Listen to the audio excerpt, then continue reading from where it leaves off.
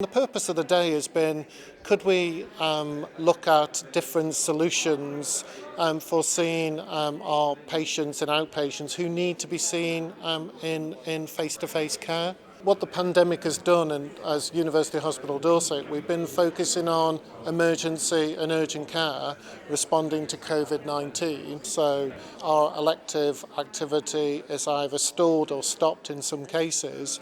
And what that's meant over the last 12 months is the number of people waiting has significantly increased. There are lots of people waiting, approximately 35,000 people waiting for outpatients appointments. And we need to review how we use what available resources we have. And today we've been working with lots of other people in our clinical and non-clinical networks to look at the future of outpatient clinics and how we can improve and increase our capacity to ensure that we can get every patient in to a high quality outpatient service. We've just taken an open space in an external facility. We've mapped it out today on the floor and then worked through with our clinicians, with our administrative staff, with our managers about how best we would use that space.